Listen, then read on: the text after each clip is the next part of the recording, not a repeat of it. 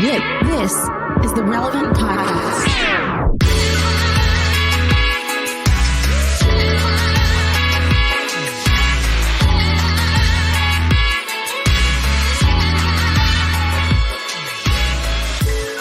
It's episode 957, and it's the Relevant Podcast.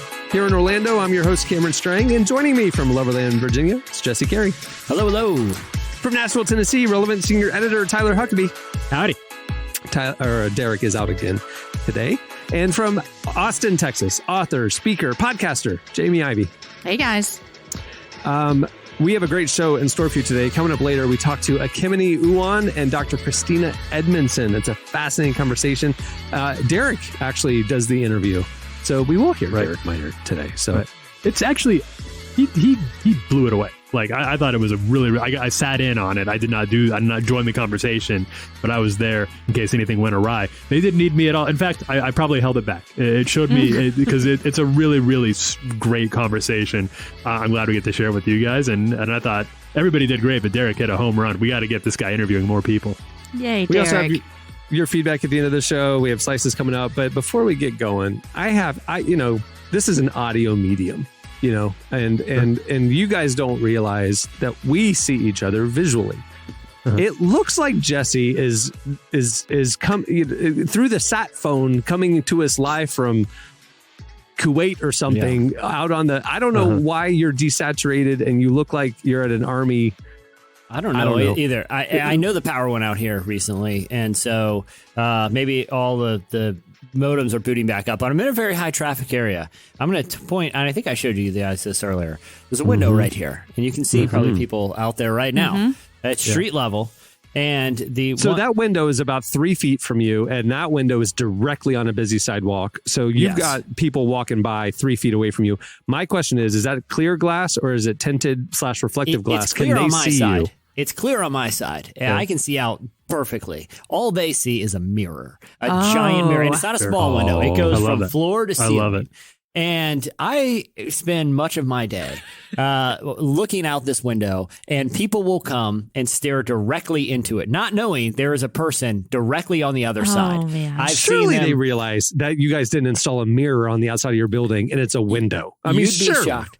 So, and I get pretty used to it. People will come. Mainly, they're just kind of fixing their hair. And sometimes you do just need a reflection, right? Like you're not thinking about who's on the other side. You're just like, I just need to check. I just need to see what's going on. Yeah, and I don't mind. I've had other people in my office when this is happening, because it happens throughout the day, the entire day, right? People just stand there and fix themselves. Some people will be in my office and they'll be on this side and start pounding on the window to try to scare them. That's not my style. I casually sit back. But the other day, I was sitting here and a guy walks by, and I could tell the way he's moving, he's a little jittery, right? And he looks a little nervous. Like, nervous. Yeah. Okay. He just looks anxious. Okay. And then he turns around, he looks out of the side of his eye, and he sees the mirror, and he walks by, and I'm like, okay. Then I see him walk back by and look at the mirror. Okay. You could tell he was on his way somewhere. He, like I said, seemed a little anxious. And then he just stood there, stared at himself, and started nodding and doing deep breaths and gave himself a pep talk right in the mirror. Like, he was like, you got this. Listen, you are unstoppable. You're going to do this. And I'm standing right here on the other side. What am I supposed to do? Like, it's not like I filmed the guy or anything, but he gave himself this awesome pep talk and then clapped his hands and just marched away. I almost ran out of the building, was like, you go get him, man. You go get him. Yes. But it was a guy straight up giving himself a pep talk direct. And the weird thing is, they're at about eye level. It looked like he was giving me the pep talk. It was a very awkward experience. And Did you accept it as to you as well? Maybe it was for you too, Jesse. I was so motivated that afternoon. Yes. I crushed it because, how would you all react? Would you have run out there or would you spared him the dignity and knocked on the window? I was just dumbfounded that what I was. Jesse, we've had a number of offices that I mean, so for 6 years we were in Winter Park, and we were on a street, a very walkable street, and had a lot of windows.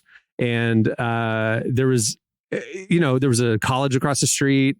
I would mess with, like the baseball. There's a college baseball stadium across the street, and they had a rule that if they hit a ball out during baseball practice, the player who hit it had to go get it, had to go fetch the ball.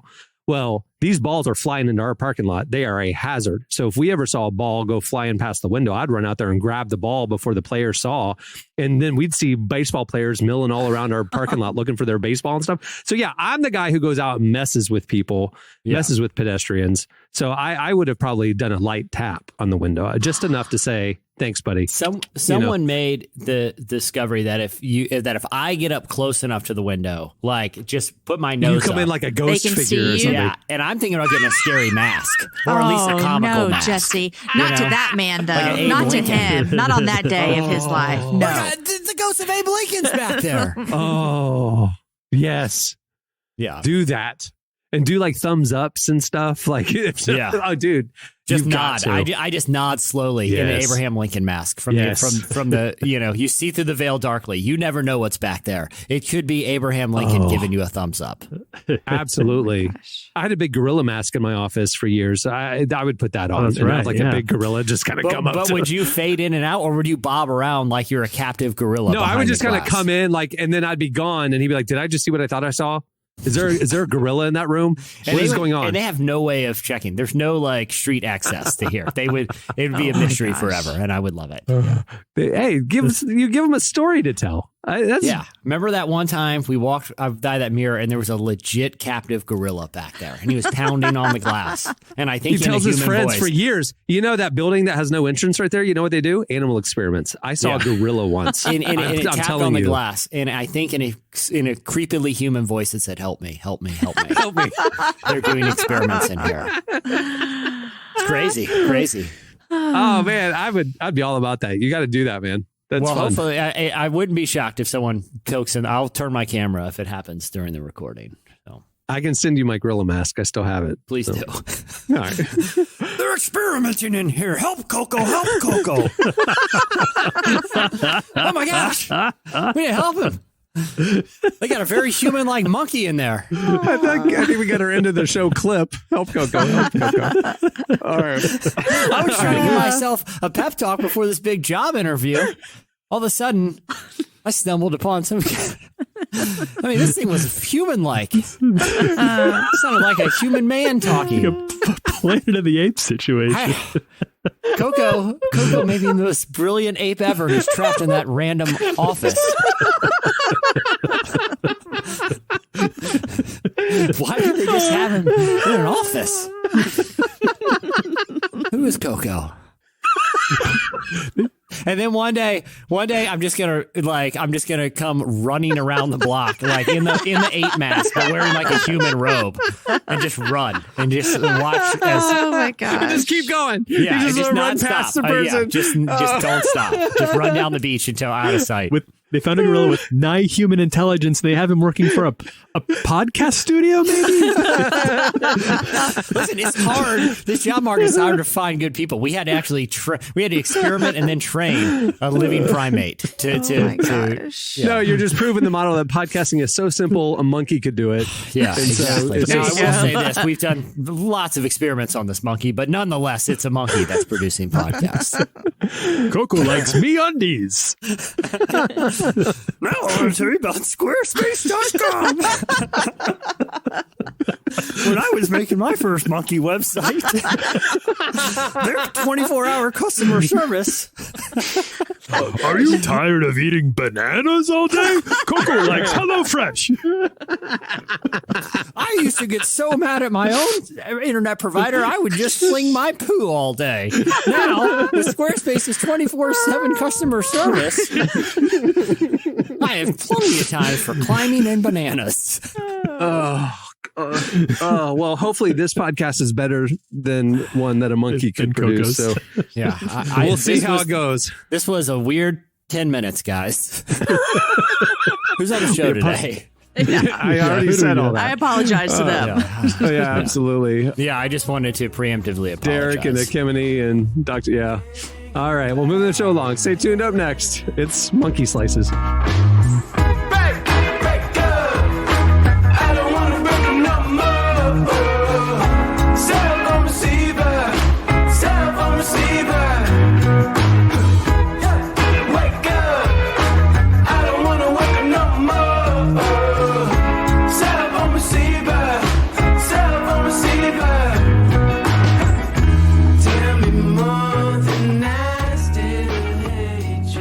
You're listening to Moist. The song is Cell Phone Receiver. No, I didn't say moist. I know that word's gross to a lot of you. I said moist. There's an E on the end. Good band. Well, listen, before I introduce Slices, I've been telling you guys for the last couple of weeks about Relevant Plus. There's an exclusive subscriber edition of this podcast, ad-free and early released for Relevant Plus subscribers. There is so much more. Exclusive podcasts, enhanced digital magazine, ad-free reading at relevantmagazine.com, unlimited articles, so much more in the pipeline. Go check out Relevant Plus. Its plans start as low as $250 a month.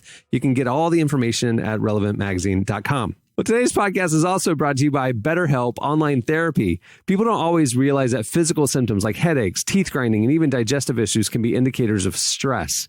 And let's not forget about doom scrolling, sleeping too little, sleeping too much, undereating, overeating. Stress affects all of us daily, and it shows up in all kinds of ways. And in a world that's telling you to do more and grind all the time, here's your reminder to take care of yourself, do less, and maybe try therapy. BetterHelp is customized online therapy that offers video, phone, and even live chat sessions with your therapist, so you don't have to see anyone on camera if you don't want to.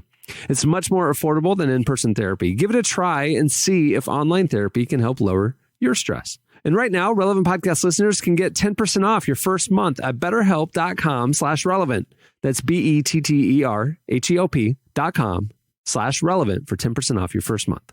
Okay, it's time for Slices. All right, what do you have, Coco? All right. Well, honestly, this is ironically, I didn't plan to talk about a fictional monkey experiments for 15 minutes and then have a related slice. But I guess it's somewhat related because it comes from the world of the animal kingdom. And this is actually a really cool story. I got turned on to it because I was listening to Vox's great podcast, Unexplainable, and they had a scientist from MIT on who's been working with DARPA, which is this crazy kind of military technological intelligence agency. And the DARPA has essentially said they will give pretty much an unlimited budget, hundreds of millions of dollars, if an engineer could figure out basically how to produce a robotic version of a dog's nose. They call it the nano nose. And the reason they think that this could be a really profound scientific breakthrough is because they have proven that dogs can be trained to smell cancer, Parkinson's, malaria, and even there's some studies that believe that they can detect COVID-19 just with one sniff of a human. The crazy thing is, modern science doesn't fully understand how dogs are able to do this just by smelling. But there are tests. There's a story of one lady who had a really deep tumor that, other than like really advanced imaging technology and x-rays, would be undetectable, that a dog was able to not just, identify, but didn't identify where on her body this tumor was, like on like her hip bone or something. But they also can be trained to kind of sniff out, various diseases. And they said that if there's another pandemic, like, God forbid, but if there's another... Well, there will be. Yeah. I mean, when the next pandemic, whether it's, as bad as this one or worse, one of the major things we ran into was the lack of, testing that was available. So if they can make this nano nose, which they're really close to kind of reverse engineering the functionality of a dog's nose, it'll actually be a device you can plug into your phone. And you can hold it up to your body and it will sniff you and can make health diagnosis without even ever touching you because of the technology that they're figuring out how these dog noses work. And when you think about, like, it's not actually like necessarily like an odor like we think. It's that their nostrils are able to interpret molecules in ways that just humans aren't. So if they can crack this functionality, it could be a significant breakthrough and make diagnostic technology available to humanity around the globe. So really weird, but kind of interesting story that they're working on. It's cool. There's this book I read a long time ago called Dancing in the Rain or something like that. The Rain and the dog. Dances with Wolves. Wolves. But the dog, The Art of Racing in the Rain. The Art of Racing, something like that. Sure. I don't know. But anyhow, he had a dog and the dog smelled cancer. He found it in his wife. I just gave away the whole book, but there you go. Oh. It's kind of crazy that you're talking about that. Spoiler alert. I know. Spoiler alert. I have a dog. And I know you're not a dog person, Jesse, but like I live on a lake, and I'll just, it's beautiful in the, early evening and after work's done, I'll just go out on the porch and sit and watch the sunset. And I just sit there and he hangs out with me next to me and he is just smelling the air nonstop, and I know he's smelling something from miles away and he's just very alert and he's just very thoughtful about it. And he's just very intentional about smelling. And I sit there and think about, I wonder what you're smelling because I smell nothing, So yeah, these dog nose things, man. It's wild. I'm in. That could be really cool. Yeah. And when you think about the implications, especially for individuals in developing countries that don't have access to the diagnostic technology that a lot of Western countries do, it literally could be something that is attached to your phone and send a report to a doctor and they could immediately figure out a treatment plan. It's really cool, but it goes back to basic, the basic natural design of a dog's nose. That really could be a super transformative piece of medical technology. But I'm just trying to figure out, like, how could we ever know that we got it right? Like, we don't know. Like, it's like we don't know, like a deaf person we could describe what hearing is to them, but they will never understand what hearing is. We'll never understand what the dog is actually smelling or sensing, or like, how will we know that we got it right? They're just trying to come up with a sensor. You know what I mean? Well, if the results speak for themselves, I suppose the results speak for themselves. If it works, yeah. We don't have to know what it's like to smell like a dog does if they can recreate it on a tech level. Well, Freaky Friday, you can switch true. bodies, or what was it? Airbud? Tim Allen, what's the one where the human becomes the dog and vice versa? That's not Freaky Friday. Look who's talking to. The first one was babies. Boss babies. Baby. The second was dogs. Yeah. 3 Men and a Baby. That's what I was thinking of. No, but Cameron, it's interesting you mentioned that because like they're not trying to create the smells that dogs create, but create the smell identification system so that if the right combination of molecules go through this complex set of filters, that for a dog, when those molecules make it way through the nose filter system, it triggers something into their brain that says that's cancer or that's this or that. So we're just trying to replicate a model that the dogs have shown us that this is possible. Let's figure out how it's possible, but we're not trying to actually recreate the dog nose. Yeah. Got it. Cool. All right. What do you have, Jamie? All right. This is also kind of a recreation thing here. All right. Dyson. You're familiar with Dyson. Does anyone have a Dyson vacuum? I do. Okay, we have one. And I do. Dyson air fan thing. You have the Dyson air fan? I love using the blade at fancy restaurants where you jam your hands in there and you kind of feel like, this is a very dated reference, but I've never stopped saying it. Catherine Zeta-Jones dancing through the laser field because you don't want to touch the sides. That defeats the purpose of putting your hands in the blade. Right. Like you have to hold them very still while the water But do they work for you? Like every time I've ever used a blade, it's like, I get this is an air squeegee, but my hands are still wet. So like I'm damp afterwards. I'm not dripping. You got to stay a little extra long. A few more dips, Cameron. They're completely ineffective, but it's an interesting sensation that Mr. Dyson has come up with. You get this little like line of air on your hands. It's kind of like, ooh, neat. Yeah. They also have like a Dyson blow dryer and curling iron, which I do not fit either one of those because they each cost like, I think they're like $800 or something. Yeah. And like, I don't have time for that. I gave one as a Christmas gift once. But, I'll take it next year. Okay, so Dyson has been working on something. When I tell you what they're working on, I want you to know they started working on this 6 years ago. This has nothing to do with the No, but close. Has nothing to do with the pandemic. This is a zone pollution mask, which also doubles as headphones. All right. So it is a contraption that you put on. Okay. So it has noise canceling headphones that also cancel out the fans.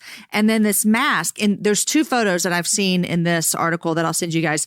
One, it actually has it covering the nose, which I'm like, oh, pandemic, that's great. But another one, it doesn't even go over the nose. It's an air filtration system that you walk around with. So they started working on this because, pollution is so very bad. And so this is something, it's a head mounted, fan powered personal air purifier with over the ear headphones.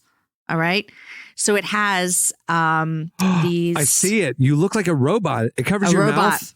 Yeah. Isn't it weird? Isn't it weird that me and Jamie did not plan this? My slice was about a super advanced nose. Hers is about an anti-nose. And they both use technology. Covering up the nose. So it has 2 tiny precision engineered compressors within each cup that draw air through dual layer filters. Okay. And then it does all this other stuff where it filters out the bad and brings in the good. And so you would wear it if you're like a traveler on a subway system or you're outside a lot. If I saw somebody wearing that, I mean, literally, you throw a visor on it and you look like a sci-fi character. Yeah, you look like Daft Punk. You look like Bane from Batman. Yeah. Yeah. I mean, this is a Star Wars character. Did Coco get on here? Well, yes. Coco, down, Coco. He's running down the beach. Get him. This is how they put this on Coco, and this is how they translate to human speech. I don't want to alarm anyone. I just saw a very upright monkey man just run out of that office and just keep going. And there's been reports of experiments over there. It's a lot of rumors. I don't want to alarm anyone. This is the dumbest thing I've ever seen. This is going to be on the market in the fall. But Cameron, this is what I was telling Tyler before we started. This is a thing that I would like us all to think about. What is the thing that you saw 5 years before you got it that you said, this is the dumbest thing I'll never buy this. I'll never do this. I'll never be a part of this. And now you love it. I'm not saying I'm going to be into this. I'm just saying it seems like it falls into that category of something crazy that you say, I'm never going to. I'm an early adopter. I'm a tech nerd. I'm an early adopter. I'm first in line for the new device. I'm out on this just because you look so ridiculous. Like, you do not look like a normal, emotionally stable person if you're walking down the street wearing this helmet. You look like a psycho. So I'm out. I'm out too, but I see. I mean, but even on an airplane somewhere where you're kind of like, it's kind of, I wish I'd put on a gas mask in here. Like sometimes I'm in a situation where it's like I would gladly, like a public restroom, I would slide that thing on and not care if anyone's judging me. I'm getting a fully filtrated experience. I have a middle school boy in my house, and they make a lot of bad smells, and I'm trapped in the car with these smells a lot. I would never wear this device because of odors. Because of those concerns. Yeah. Huh? This is really weird. I wish, this is an audio medium, I wish we could accurately capture how ridiculous this looks. We'll post it to social media when this goes live. We'll put it on. We can put it on Twitter, and people can go check it out and see it there. Because it is. You don't understand how strange you would look. This is not it's not even like weird goggles or big headphones. This is a statement. If you walk outside in this, it looks like the Epcot designers designed this. This looks like a theme park VR set. Yeah. That did not look cool when it came out, and it did not age well. It just looks like a 1990s version of high tech. It's really bad. Yeah, anyway. It's bad. All right. What do you have, Tyler? Okay, so this is we'll go shorter because I know we kind of ran long on the Coco bit, but I think we have heard about, and it's possible that I have even discussed, maybe brought as a slice or a relevant buzz, the news about the planned sequel to The Passion of the Christ. Mel Gibson. Excuse me. You said we ran long on the Coco bit. We did not devote enough time. We ran long on everything but the Coco bit. That's all I'm saying. That was the most important thing that we could have possibly covered. That's going to change humanity. I saw on a report like a week ago that this podcast was downloaded 1 million times last month. Now, you ask yourself, Tyler, are they looking for things like right in the cross section of faith, culture, and social issues? Or are they looking about hypothetical situations involving a captive monkey who's having experiments conducted on him and a prank involving experiments? Podcast experiments. You tell me, Tyler. I don't know if the analytics go that deep, but human intuition does. I don't need a nano dog nose for me to sniff out what's happening here. As Tyler's about to bring us something about the Passion of the Christ. Listen, as you know, we're closing out the Lent season with the most reverent time of the year, Holy Week, where Christ died and suffered on the cross and was rose again. And we're choosing to devote most of this podcast to a hypothetical Coco ape who's having podcast experiments conducted on him. Just want to make sure everyone's aware of what's happening here. Anyway, all right. Well, I don't know about anyway. Maybe I can find a way to dovetail this to get these two things together. We'll see what happens. But we've talked about the potential sequel to The Passion of the Christ, right? That there's I think I've brought this. We've talked about it. We've definitely written about it at irrelevantmagazine.com before. So I've become sort of a truther on this. I have a conspiracy theory about this. I think that this movie is not real, and I think that Jim Caviezel, who played Jesus Christ in the first Passion, is just trying to will it into existence by talking about it whenever he's asked until Hollywood finally can. I think it's like a Snyderverse thing, like the Snyder Cut. If you say it enough that it exists enough, eventually you drum up enough public support. You think that what is he, in his mid-50s now? Jim Caviezel. He's getting up wanting there. to play a 32-year-old Jesus. Right. Is like nobody offered him that role because it's clearly ridiculous. He's trying to get it made because it would be a lifelong achievement for him. So he's just talking it into existence. You do not think that they're actually shooting this movie? I think I can prove it. And you're telling me that he would reprise, or should I say resurrect his role as Jesus, even though he is now like 25 years older than Jesus ever was during his time? Okay. That's correct. The whole ridiculous part of it. You guys are getting into some of my evidence for this, but we can go. I fell down a very deep rabbit hole looking into all of this because Jim Caviezel does talk about this a lot in interviews. As recently as 2020, he said, Mel Gibson just sent me the third draft. It's coming. It's called The Passion of the Christ Resurrection. It's going to be the biggest film in world history. And he does, every time he's asked about this, it's always some very grandiose statement. Like, not only is it coming, but it's going to change cinema. This is going to be a motion picture.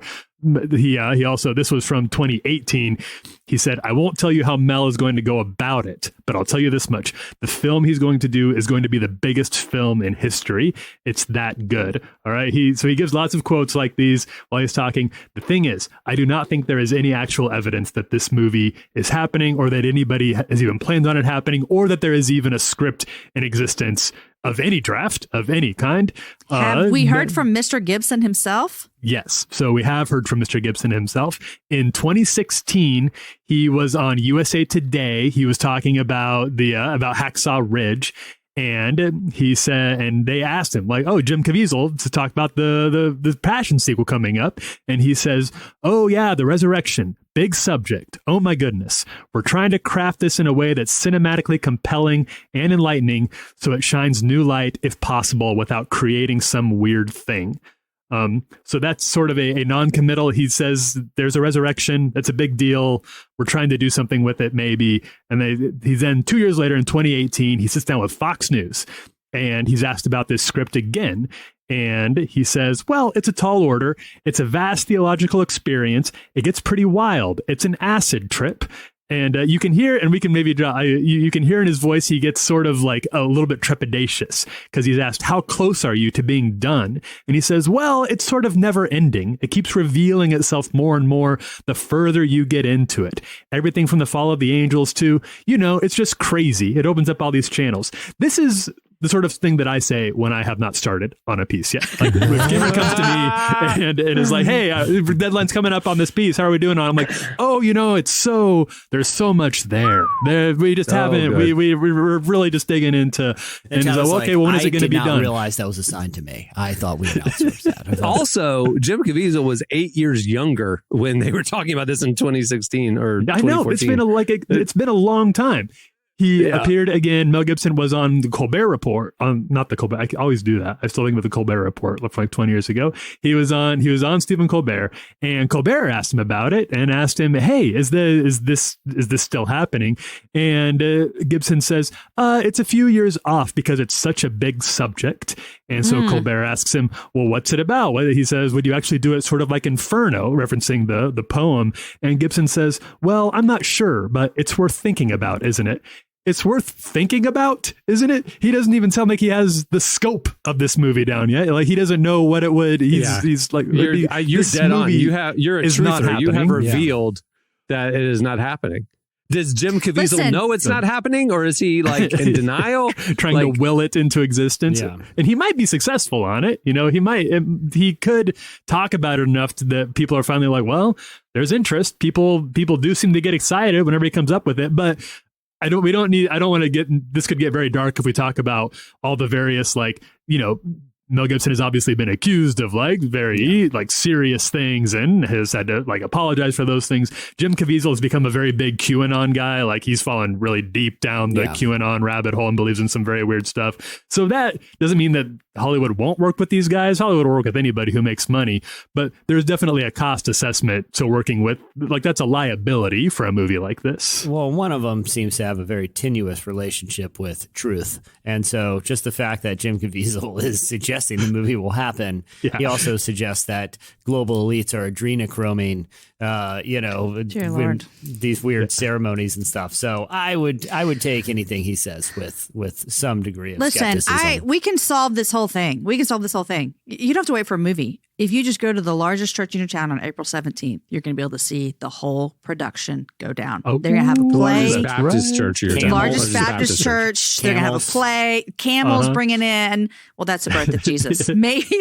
There could be camels. You could do camels. They bring them in. Yeah, they bring them in. Sunday before, you could have a donkey and the palms and stuff. That's true. Yeah. My church brings in a hyper intelligent ape into the production. What role does he play? All of them. They take some liberties, but he's mostly it's a one-man show. It's a one-monkey show. It's and he's improving most of it. Last year went pretty very far heretical. off script. Yeah, even by intelligent monkey standards, it was some weird stuff. But it was popular 2 hours at the church. So we'll see what he's got this year. Even by monkey theology standards, it was heretical. We gave a nice love offering after. Of bananas, you just threw a whole bunch of bananas at him. We just threw bananas at him, which he seemed to either enjoy or he was flown into a blind rage. It was hard to tell. It was hard to tell because we quickly returned him to his cage, and so we don't know. Yeah, he needed to record another 3 episodes anyway, so he had stuff to do. He's got a lot on his plate. Yeah. All right. Well, that'll do it for Slices. Stay tuned. Oh my goodness, I am so sorry to our guests. He had like 4 mattress ads he had to record. Stay tuned. Up next, Ekemini Uwan and Dr. Christina Edmondson join us.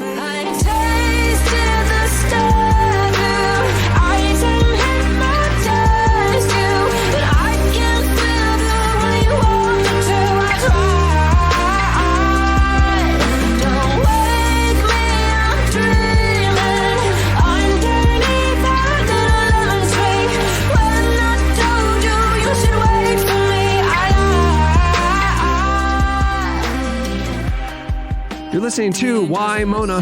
Why Mona? The song is Lemons. Okay, well, this episode is brought to you by Thrivent, presenting a Dream Big online event with Bob Goff. Are you investing in your biggest dreams? Are you living the life you've always wanted? Are you ready to identify the obstacles holding you back from reaching your goals? Then join New York Times bestselling author, humanitarian, life coach, chief balloon inflator, and my hero, Bob Goff, on April 26th. It's just in a few weeks. Bob is truly one of the nicest people you'll ever meet, and he has incredible insights about life, work, faith, all of it. Based on his enormously popular book, Dream Big, Bob draws upon a lifetime of living and dreaming large to help you break out of the status quo and get the most out of life. At this inspiring virtual event, you'll learn how to clearly define or redefine your dreams, create a specific plan to reach your goals, and develop tools that will help you get started. Learn more and RSVP for the full Bob Goff experience and discover the strategy beneath the smile. Visit, write this down, bit.ly, bit.ly/Dream Big with Bob. Again, that's bit.ly, bit.ly/Dream Big with Bob. You won't want to miss it. It's Tuesday, April 26th at 6:30 p.m. Pacific time. And the event is sponsored by Thrivent, a holistic financial services organization driven by a higher purpose, helping you make the most of all you've been given. Go check it out. Well, today's guests are Ekemini Uwan and Dr. Christina Edmondson. They're co-authors of Truth's Table, a collection of essays and stories that explore the faith and spirituality necessary for a more freeing, loving, and liberating faith. We sat down with our very own Derek Minor to discuss the challenges Black women continue to face in churches, the triumphs they've experienced in their justice work, and what they wish more people understood about racial equality in America. It's an important conversation. Here's Derek Minor with Ekemini Uwan and Dr. Christina Edmondson.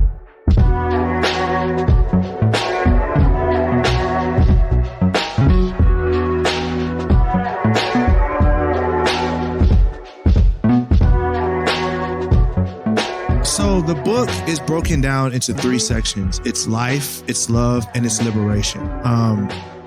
And there's a chapter that really kind of struck me that I'm like, man, I wonder, like, I want to hear the heart behind this one. It says, protest as spiritual practice.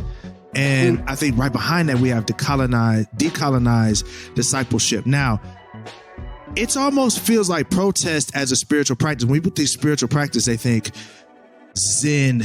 They don't think protest. They think Zen. And I think sometimes, like as we've looked at some of the riffs, you hear the big conversation of, we need to strive for unity, right? We need to strive for unity.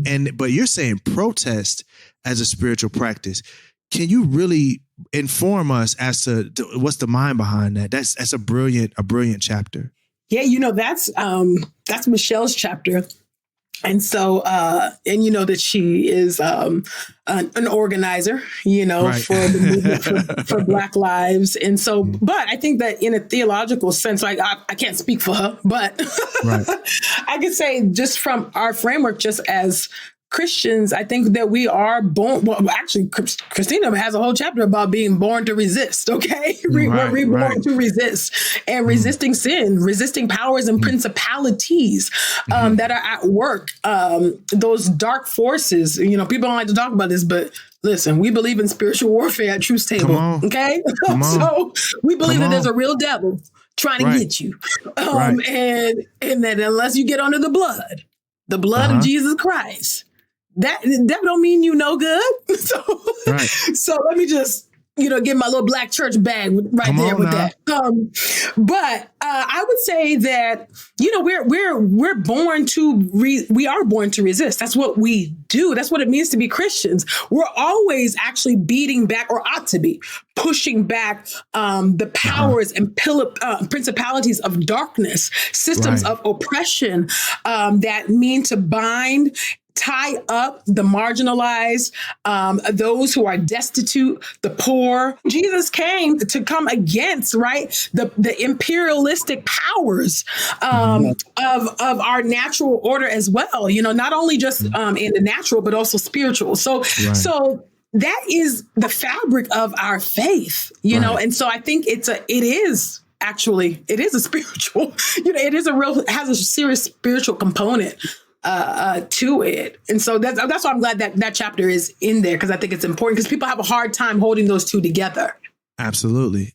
Yeah, I think that one of the reasons why people have a hard time holding it together is because there's a concerted effort to not be able to hold them together. And I also think, depending on your social vantage point and privileges, you have a greater or less desperation to be able to embrace that truth, right? And so we could probably look throughout generations across different continents and see people who are now the descendants of people who would have embraced this idea of the kind of protesting Christian when they were at the bottom, when they were being subjugated by the king, right? But now, in maybe a seat of privilege in some generations where they are today, that may seem out of order. And they may even be tempted to manipulate theology to suppress those who are part of the family of God to not speak up when God has compelled them to do so. So certainly, I think, where we sit in this social project causes us to seek out scripture with different types of desperations.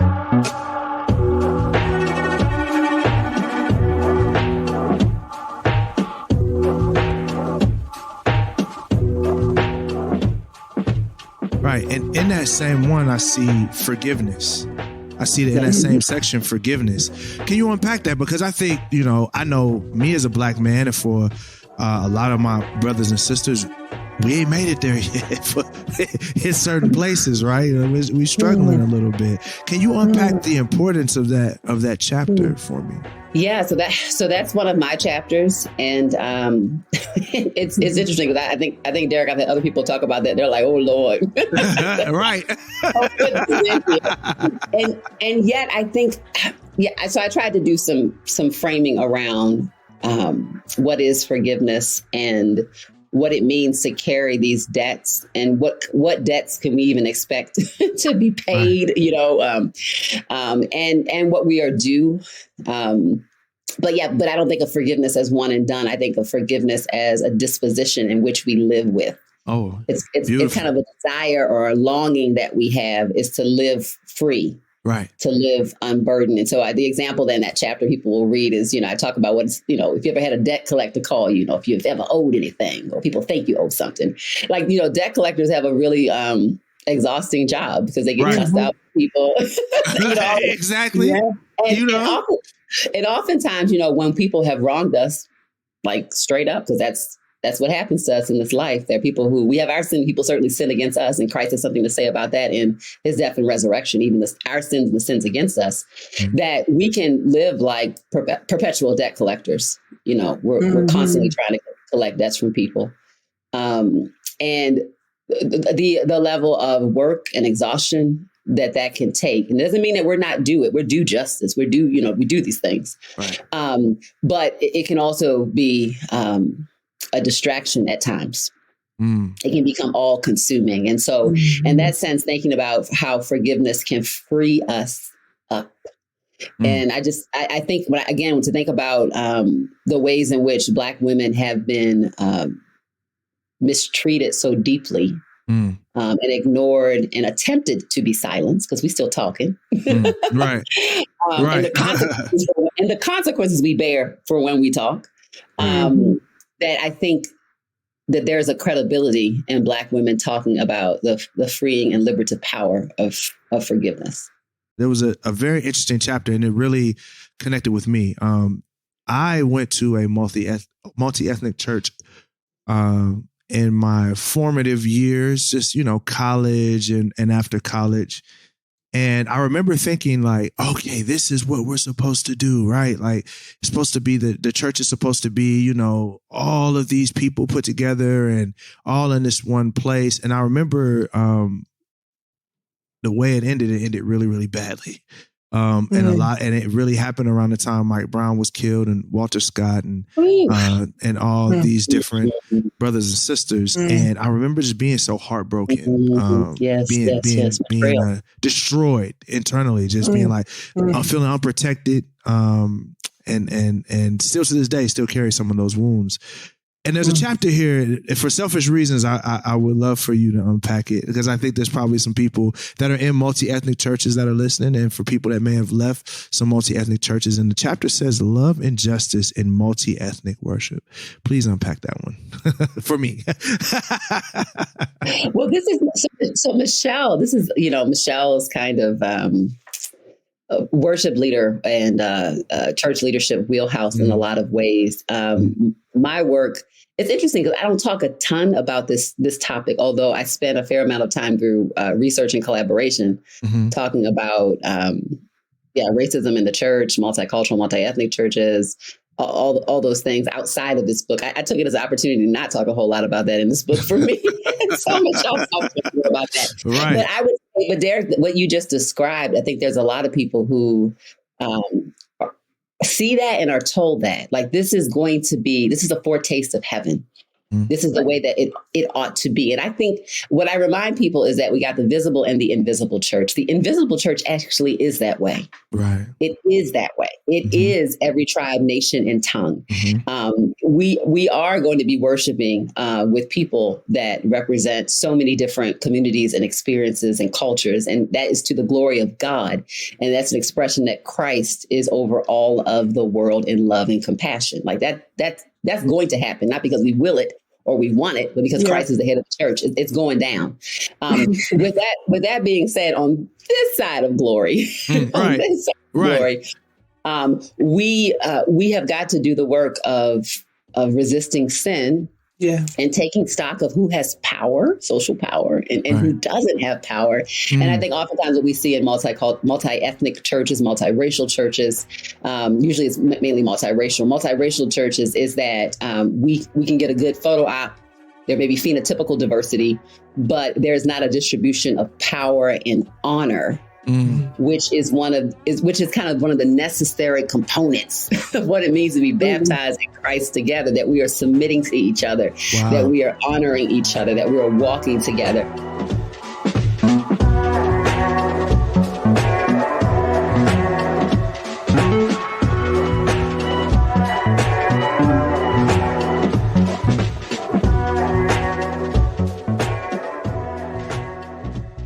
That was Ekemini Uwan and Dr. Christina Edmondson. Make sure to check out their new book, Truth's Table, and find more of that conversation at relevantmagazine.com. Okay, up next, it's your feedback. Hypothetically speaking, I know time should bring a new season, but if I'm honest, right now everything's dreary, so I hold on to my spring theory. Hold on, spring theory. Hold on. You're listening to Peabody. The song is Spring Theory. Okay, it's time for your feedback. Last week, I don't know how this came up. Why did we talk about diss tracks last week? Y'all remember? Because of Pusha T. Oh, yeah. I don't even know what a diss track is, you guys. Am I old? What is Pusha this? T, Arby's diss track. I'm old. It's when an artist makes a song with the intention of disrespecting. Oh, I got it. Okay, got it. Mm-hmm. Yeah. Puts down somebody else in his music. Yeah. So we got talking about that. And, we asked you what your favorite diss track of all time is. You guys hit us up on Twitter at Relevant Podcast and answered us on Instagram as well.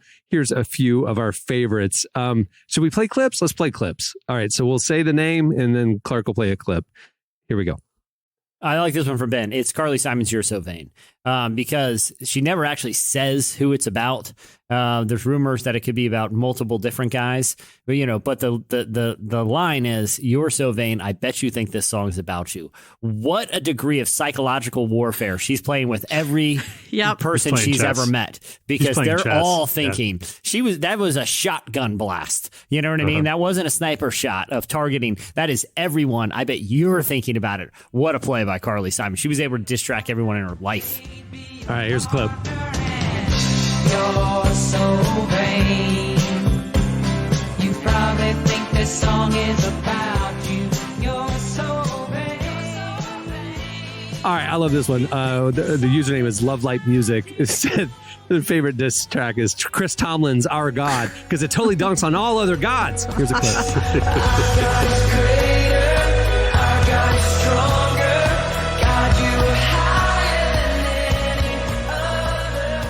Our God is healer. He ain't putting on the Ritz, I'll tell you that. I don't know about your God, but every worship song is a diss track. Listen, I'm not going to disparage. I'm not going to disparage. I think that's the Rich Mullins version you're talking about. The putting on the Ritz one. Yeah. Oh my God. Yeah. I don't know, but I'm not trying to disparage other religions, but I know our God. He ain't putting on the Ritz, and I'm implying that yours is. And so, how does that? Buddha putting on the Ritz all the time. Our God's not putting on the Ritz. You worship a God who puts on the Ritz. How does that feel?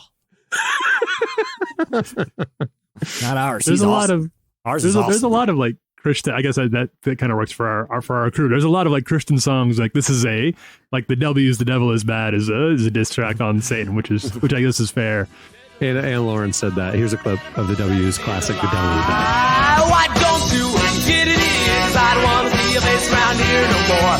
Why don't you diddly-do? Cause this is now and not before. Cause you all the devil and the devil is bad. Hey. You all the devil and the devil is bad. Hey. You all the devil and the devil is bad. Hey. You all the devil and you are bad. Well, along those lines, Not Today by Hillsong United. That's a diss at the devil. Not today, Satan. Not today, Satan. We're just dissing the devil left and right. Yeah. Here's Hillsong United, Not Today. He's got nothing. I'll sing the night until the morning. I'll sing the fear until you praise. I'll sing the silence until your presence. Whenever I say that, let the devil know not today. I actually, I don't do this. I responded to this question of the week. I got in on this action. They put at the very, because I said takeover. I thought Jay-Z's shot at Nas was one of the all timers, but the Jay-Z Nas feud just kept going for a long time. Although I think they kind of patched up, right? Aren't they friends now? Probably. Right, here's Takeover by Jay-Z. When I was pushing weight back in 88, you was a ballerina. I got the pictures, I seen you. Then you dropped Shook One, switch your demeanor. Well, we don't believe you. You need more people. This isn't on the list, but I'm watching the Kanye West documentary thing, and I'm not a Kanye West fan, so I don't know any of his music. But I think they said in there that he talks about Taylor Swift in one of his songs. I know the whole debacle on the stage, but does he talk about her in one of the songs? He does. That's a diss. A little yeah, cracks. I think it was on Life of Pablo. He made a explicit reference to her. Jamie's trying to get that clean rating off of our podcast. We're not playing Jamie's suggestions. Nice try, Jamie.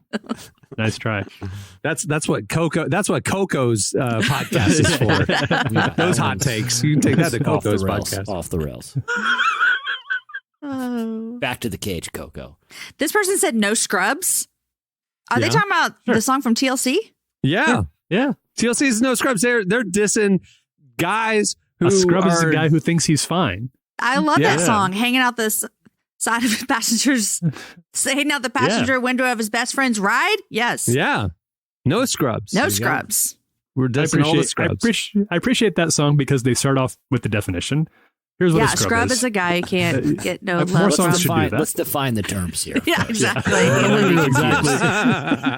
Any confusion here. More songs should lead the with first that. Several verses. Give us the Webster's scope. Dictionary says, more songs need to start out that way, like high school term papers. All right, there's a lot more where that came from. Go look at our mentions at Relevant Podcast. Okay, it's time for this week's editorial question of the week. You know, earlier we were telling you about Jesse's experimental ape that works in their podcast studio there.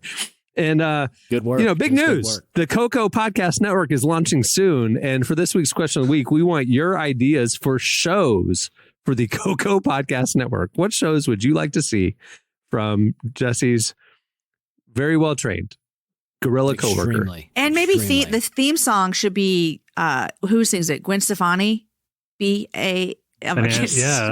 See, looky there. Yeah. I got a theme song for it already. I love it. Thank you. Tell you what, we will vote on everybody who responds, and the winner will get their podcast made by Coco. Yeah. I'll say this. Don't expect a quick turnaround time because he's extremely slow. He's just now getting his first one done, and he's been at this about 4 years now. And I'll say this. It's not listenable. Some dark stuff with all those. There's no way Spotify. There's no way Spotify's going to host it. We're going to have to go on the dark web with this one. All right, hit us up on Twitter at Relevant Podcast, and you can find also it on Rumble. For free species for all species. The Truth Social Network is going to host it. All right, hit us up for your show ideas for the Coco Podcast Network. Well, before we wrap things up, I want to thank Ekemini Uwan and Dr. Christina Edmondson for joining us today. You can pre-order their book, Truth Table, now. Also, check out more of that conversation at relevantmagazine.com. Hey, while you're at the site, make sure to check out our spring issue. We have amazing conversations with filmmaker Adam McKay, Madison Pruitt, Maisie Peters, Channing Tatum, Ryan Reynolds, Bob Goff, Shauna Niequist, so much more. It is jam-packed and it's available for free. You can see a free version at relevantmagazine.com.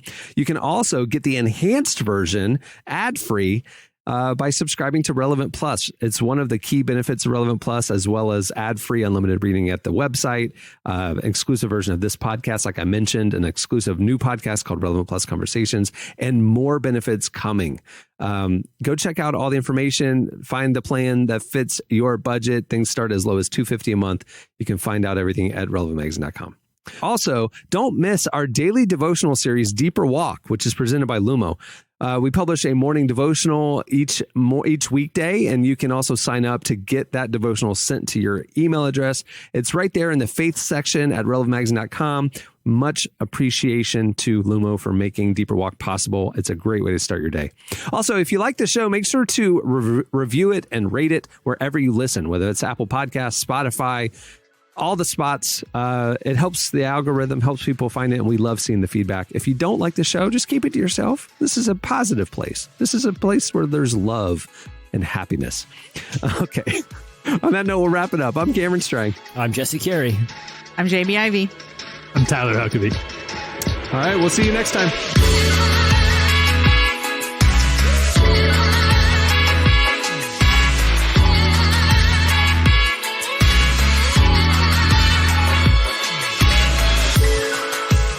For listening to the Relevant Podcast. Check out our features, interviews, and news updates every day at relevantmagazine.com. And make sure to follow Relevant on Facebook, Twitter, and Instagram for the latest. For more great podcasts, browse the shows on the Relevant Podcast Network, which you can find at our site, And while you're there, don't miss the all-new era of Relevant Magazine. A new issue releases every other month at relevantmagazine.com.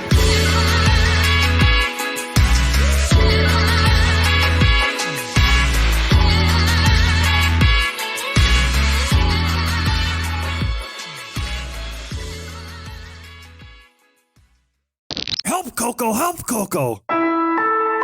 Relevant Podcast Network.